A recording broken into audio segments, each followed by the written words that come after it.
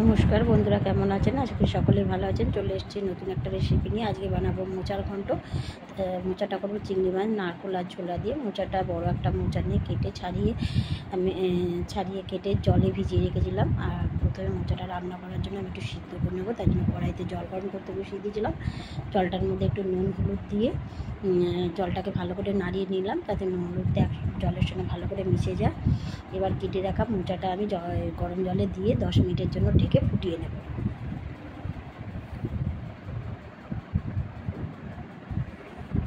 মোচাটা আমি তুলে দিচ্ছি, জল গরম হয়ে গেছে।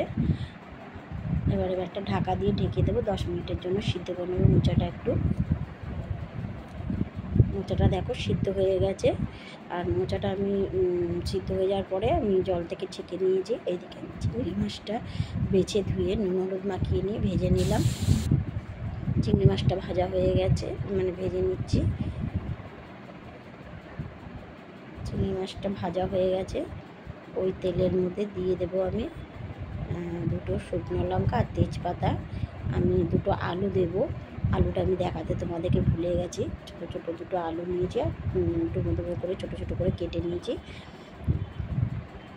আলুটা আমি দিয়ে দিলাম ফোড়নের মধ্যে, ফোড়নটা হয়ে গেছে, তেলের মধ্যে আলুটা দিয়ে দিলাম, কেটে রাখা আলুটা। আর একটু নুন দিয়ে আমি আলুটাকে ভালো করে ভেজে নেব। আলুটা লাল লাল করে ভাজা হয়ে গেছে। এবার আমি একটা ছোটো টমেটো কেটে রেখেছিলাম, এটাই দিয়ে দিলাম।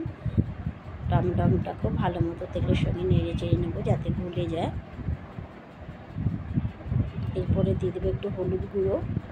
হলুদটা দিয়েও নাড়াচাড়া করে নেব।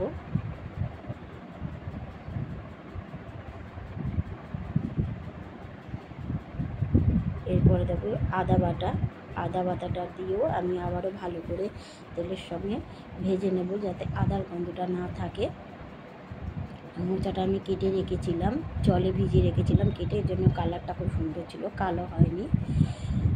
দেখো আদাটা ভালো করে ভাজা হয়ে গেছে মশলার সঙ্গে। এখানে আমি ধনে জিরা লঙ্কা গুঁড়ো বাটিতে গুলে রেখেছি, 1/2 চা চামচ করে সব নিয়েছি। কাঁচা লঙ্কাটা বাটা শেষ হয়ে গেছে, এই জন্য গুঁড়ো লঙ্কা দিয়ে করছি। মোচাটা গুলে রাখা মশলার গুলো গুলে রেখেছিলাম, এটাই আলুর মধ্যে দিয়ে ভালো করে নেড়ে চেড়ে কষিয়ে নেব যাতে না মশলার গন্ধটা থাকে, কাঁচা গন্ধটা।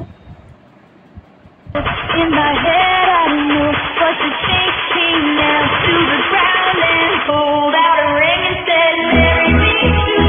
মশলাগুলো ভালো করে কষানো হয়ে গেছে আলুর সঙ্গে। এবার সিদ্ধ করে রাখা মোচাটার মধ্যে দিয়ে ভালো করে নেড়ে চেড়ে নেব।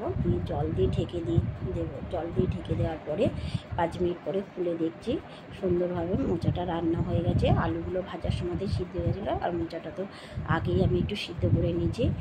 এবার এর মধ্যে দিয়ে দেবো ভেজে রাখা চিংড়ি মাছগুলো, দিয়ে নাড়াচাড়া করব।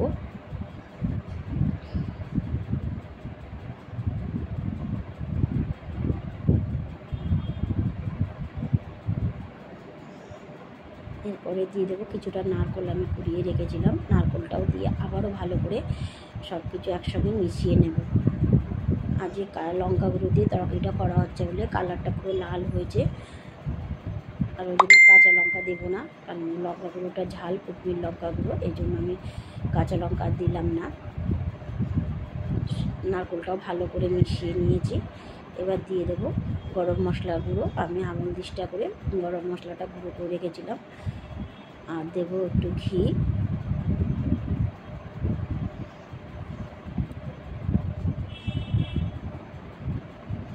দেবো একটু চিনি। গরম মশলা, ঘি আর চিনি এটাকে দিয়ে ভালো করে নেড়ে চেড়ে মিশিয়ে নেব।